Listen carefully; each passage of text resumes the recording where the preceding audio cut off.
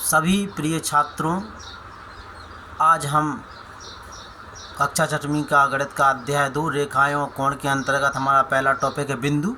तो हम बिंदु को समझते हैं बहुत अच्छे तरीके से कि बिंदु क्या है, इसकी विशेषताएं क्या हैं। इसमें कक्षा 6वीं का जो गणित है, जो बिंदु के बारे में इसमें लिखा है, पहले हम उसे पढ़ते हैं बहुत अच्छे से, फिर समझेंगे। एक ऐसी अवधारणा जिसको हम इस तरह से समझें कि वो हमें कभी भी भूले ना। इसमें जो एक एक शब्द लिखा है उसे हम पढ़ते हैं और समझते हैं। कागज़ पर एक पेंसिल के नुकीले सिरे से एक बिंदु अंकित कीजिए। ये कागज़ है, इस पर हमने एक डॉट ये रखा है, बिंदु अंकित किया है। सिरा जितना नुकीला होगा बिंदु उतना ही सूक्ष्म होगा। यह सूक्ष्म चिन्ह आपको एक बिंदु की अवधारणा से अवगत कराएगा। अगर हम आगे बढ़ते हैं, एक बिंदु एक सटीक स्थान निर्धारित करता है, लेकिन इसकी कोई लंबाई, चौड़ाई और ऊंचाई नहीं होती है। एक बिंदु के कुछ प्रतिरूप मॉडल निम्नलिखित हैं। ये माने आप सही से बिंदु को रख सकते हैं, पेंसिल से, प्रकार की नोक से भी रख सकते हैं। यदि आप किसी कागज़ पर 3 बिंदु अंकित करते हैं तो आपको उनमें अंतर बताने की आवश्यकता होगी। इसके लिए तीनों बिंदुओं को अंग्रेजी के बड़े अक्षर जैसे Z, P, T इत्यादि से व्यक्त किया जा सकता है। ये डॉट रखे हुए हैं, उन्हें Z, P, T से व्यक्त किया गया।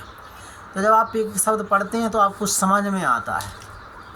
अब चलिए हम और अच्छे से इसको समझने का प्रयास करते हैं। ठीक, तो आज का हमारा जो टॉपिक है वो है बिंदु।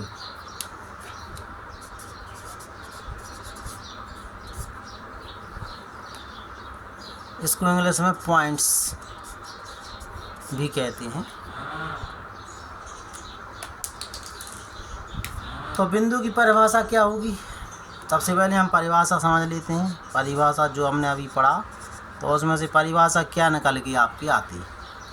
बिंदु एक सूक्ष्म शून्य आयामी चिन्ह है जो किसी समतल या स्थान पर केवल एक सटीक स्थिति को दर्शाता है। ये भी परिभाषा हो सकती है और दूसरी भी परिभाषा हो सकती है कि बिंदु एक ऐसा निशान है जिसका अपना कोई आकार नहीं होता। बिंदु एक ऐसा निशान है, एक ऐसा निशान है जिसका अपना कोई आकार नहीं होता, जिसका अपना कोई आकार नहीं होता। वह केवल स्थान की पहचान करता है। वह केवल स्थान की पहचान करता है। अब देखिए परिभाषा कितनी बड़ी बन गई है। बन गई है क्या नहीं बन गई?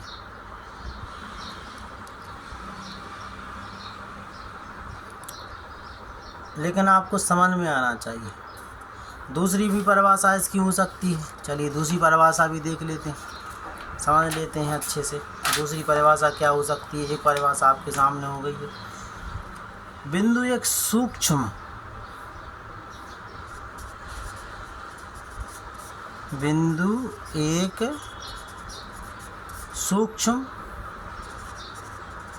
शून्य आयामी चिन्ह है जो किसी समतल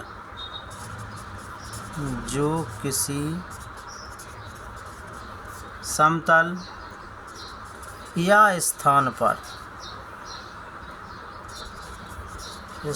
पर केवल एक सटीक स्थिति को दर्शाता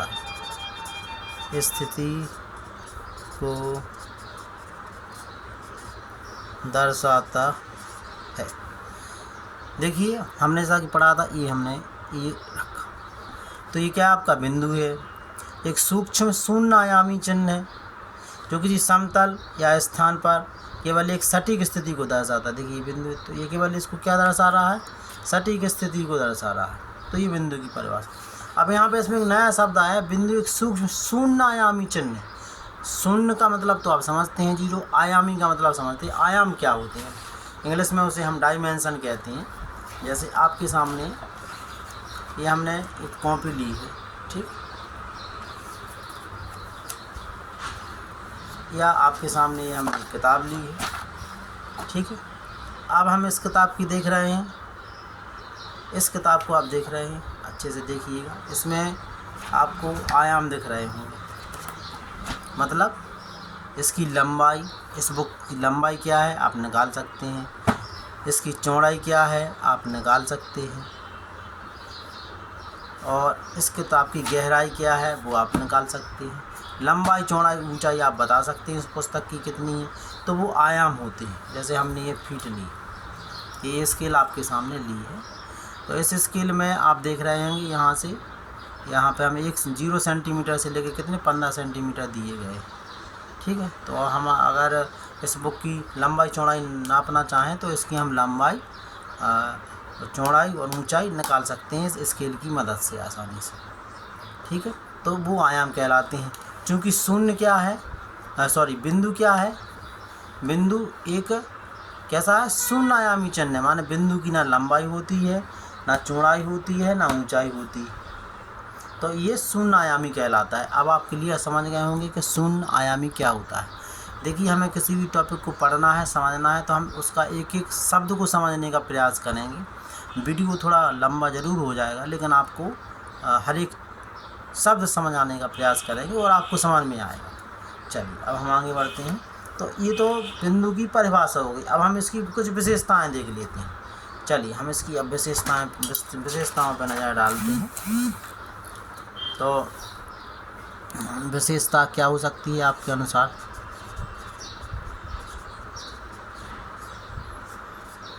ठीक है, इसकी विशेषताएं, तो नंबर 1 क्या होता है, शून्य आयाम। शून्य आयाम, तो जैसा कि अभी हमने देखा कि बिंदु में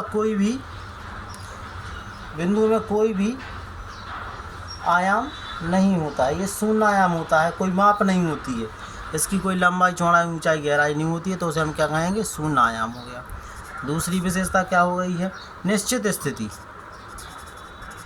निश्चित स्थिति,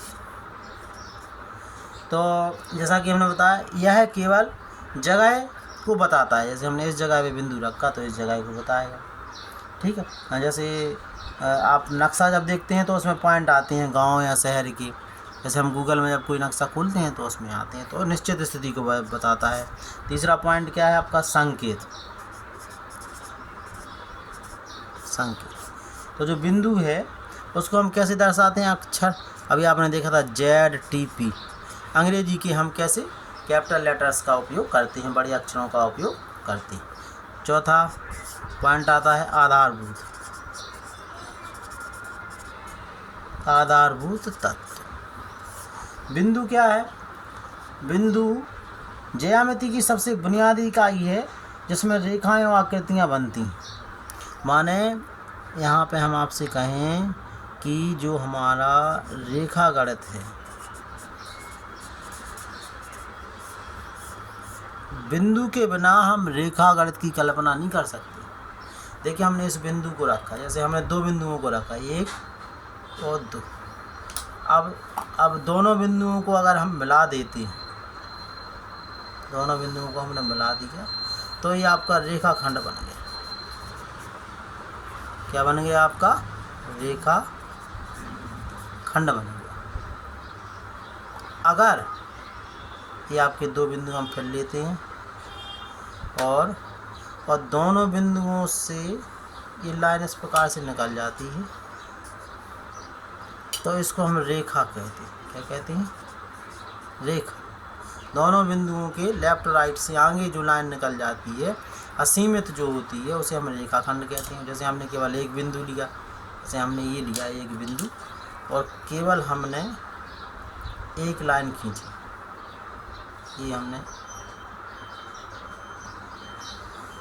ये हमने एक लाइन खींची, एक ही दिशा में आगे बढ़ाया, तो इसे हम क्या कहते हैं? किरण। क्या कहते हैं इसको? हम किरण कहते हैं। तो आप देख रहे हैं कि बिंदु के माध्यम से हमने रेखाखंड बनाया, रेखा बनाई, किरण बनाई, यानी कि बिना बिंदु के हम रेखा गणित की या ज्यामिति की कल्पना नहीं कर सकते हैं। समझिएगा आप, जिसका आयाम शून्य है, जिसकी कोई लंबाई नहीं है, जिसकी कोई चौड़ाई नहीं है, जिसकी कोई ऊंचाई नहीं है, लेकिन उसके बिना हम रेखा गणित की कोई कल्पना नहीं कर सकते हैं।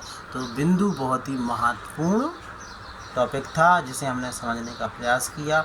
आपका वीडियो देखने के लिए बहुत बहुत धन्यवाद। अगर आपको अच्छा लगा हो, समझ में आया हो हर एक शब्द, तो आप हमारे चैनल को सब्सक्राइब करें, लाइक करें और इस वीडियो को शेयर ज़रूर करें। Thank you so much.